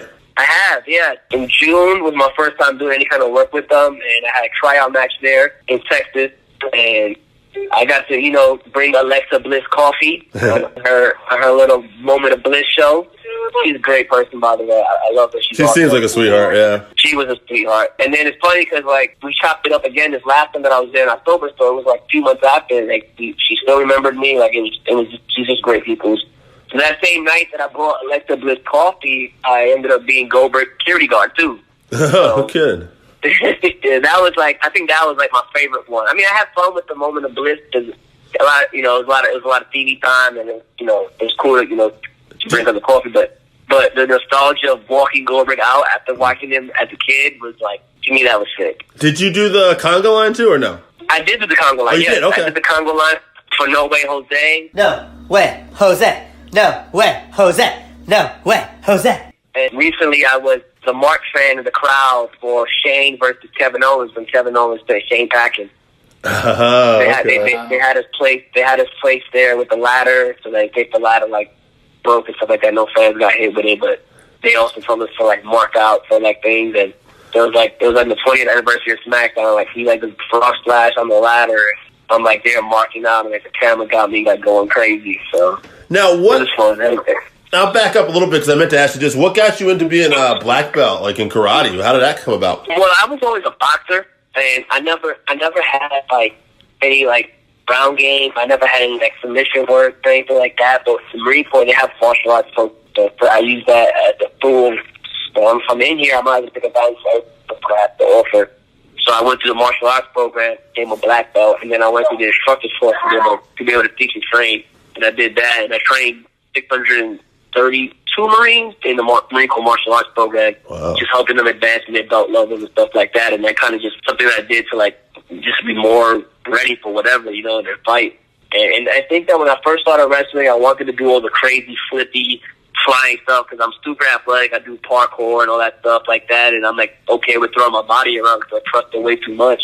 But lately, I've been just operating what I really am, which is a striker, a grappler, and I've just been choking people out and kicking people in the face and finding that's a lot easier on my body too, That background, is that how you and Douglas James kind of clicked a little bit too? Because he had recommended you, and he obviously has that fighting background too. DJ's my roommate, actually. Okay.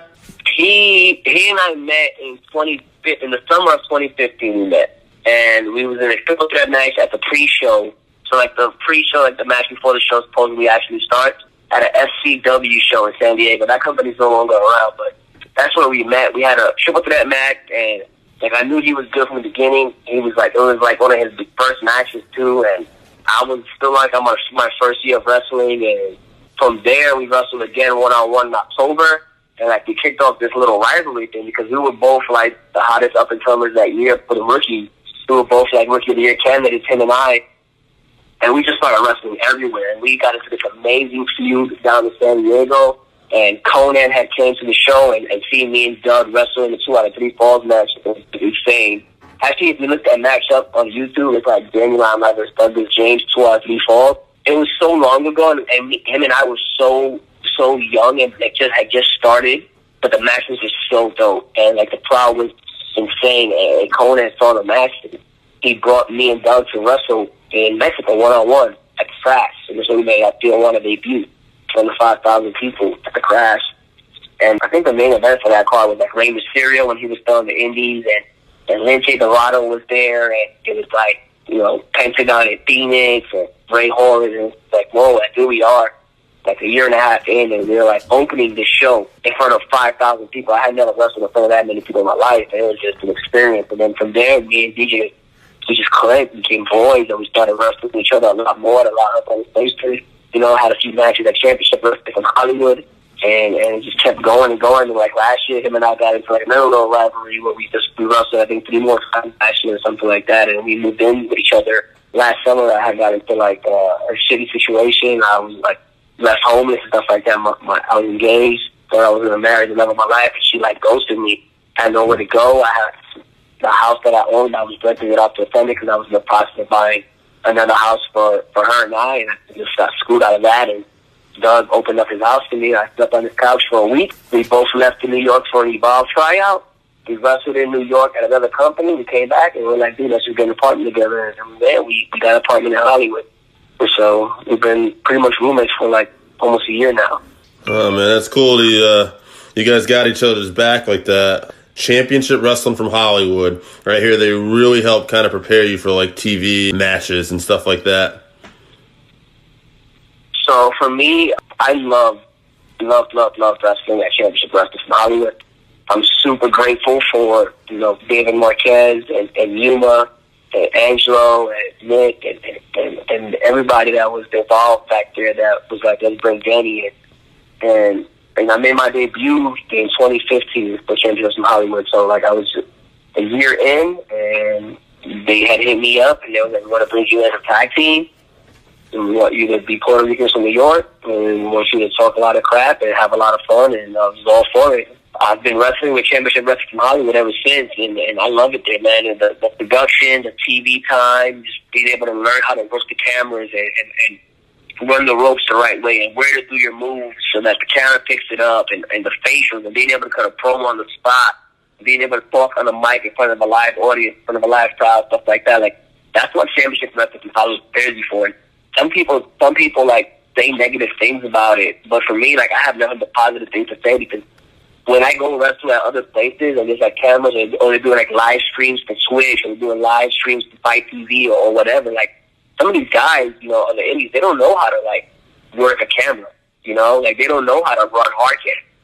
And like, I'm trying to, you know, it's like, wow, like it makes me feel like light years ahead of people because of the training that I got from like Yuma and Joey Ryan and Dave Marquez and Peter Avalon and you know, all the other guys that are back there running things. Like it's very beneficial, especially for somebody who's as young as I was when I started wrestling there, to learn the right way, how to work, you know, how to use the cameras and stuff like that, because that's your money, man. Like, yeah, there may be 50, 100 people, 200 people, 2,000 people in attendance, but, you know, there's way more than that watching at home, hopefully, you know, and that's what you got, that's what you make your money at.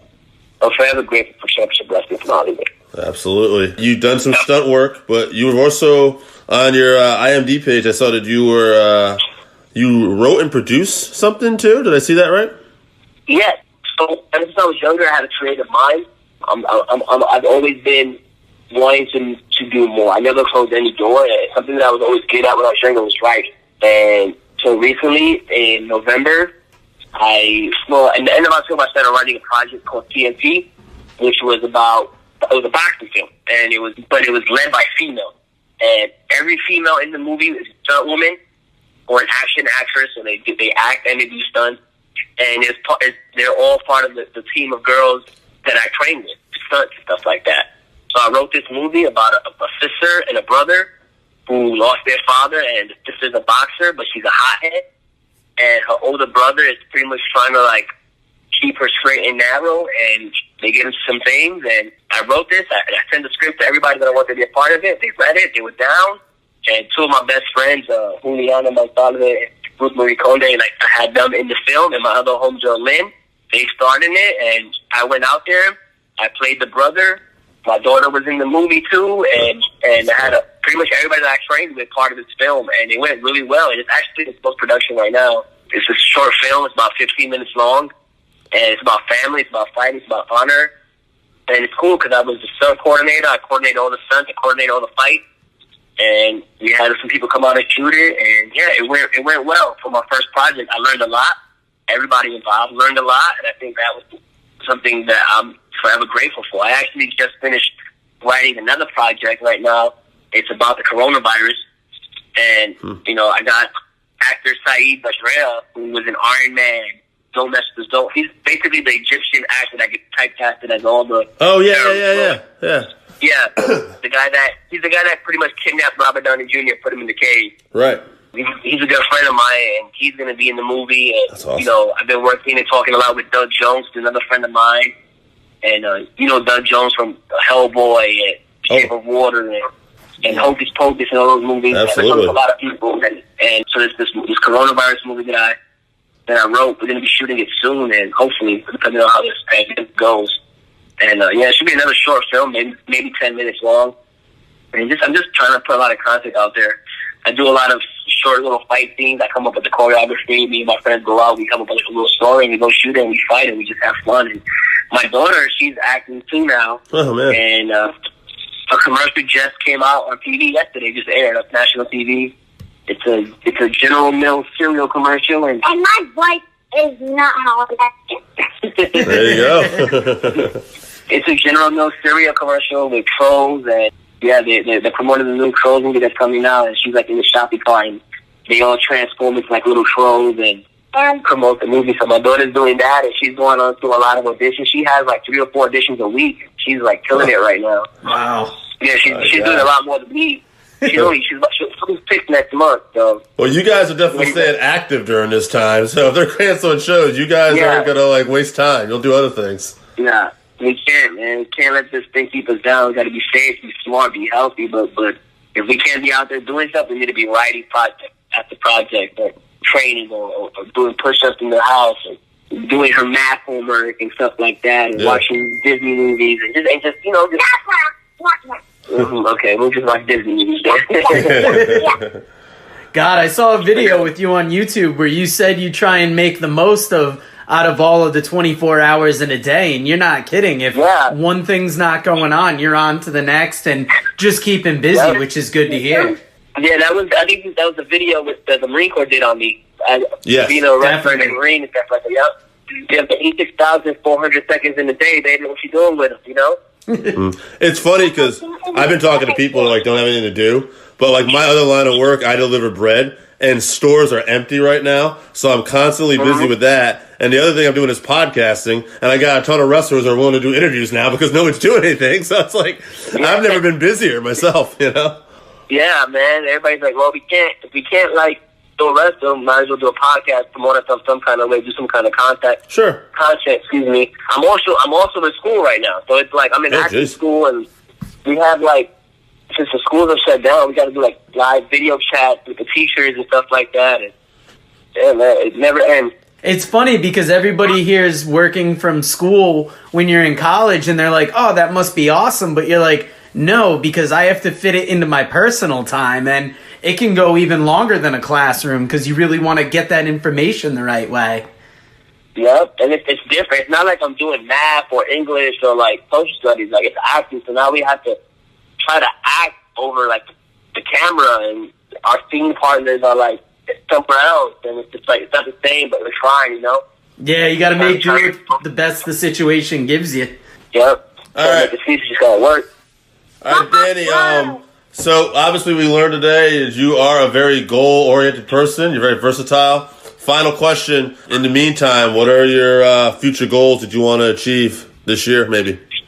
Well, originally when this year came into it, I wanted it to be, you know, I had a 2020 vision, and I just really wanted to get out there more, wrestle for a lot of new different companies, promote myself more, you know, and hopefully sign a contract with a major company, you know, and with this whole pandemic happening, it's probably going to set some of that stuff back. But as of right now, I'm just going to keep pushing forward.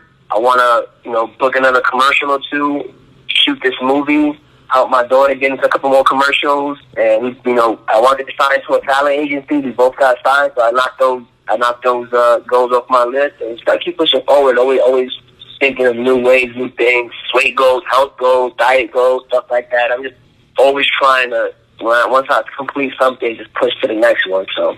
Awesome, man. Thank you. You were a fantastic interview. That was great, man. You ever need anything to promote, you call us anytime. No worries, man. Yeah, can I just plug my social media real quick if you don't mind? Yeah. I meant to do that. Go ahead. You're so good, we forgot about it. Go ahead, man. Do it. I just want everybody to follow me on Twitter or Instagram at Danny Limelight. DANNYLINELIGHT. And if you want to see what my daughter's doing, she's killing it. Hers is at Leafy Rivera, LEESI RIVERA. All right, man. So follow me on Instagram and TikTok. All right. That's awesome, man. All right, what a pro. Yeah, great. Thank you for your time, and thanks for joining us tonight. Yeah, both of you. Thanks for having me, guys. All right, you guys have a great night. Bye.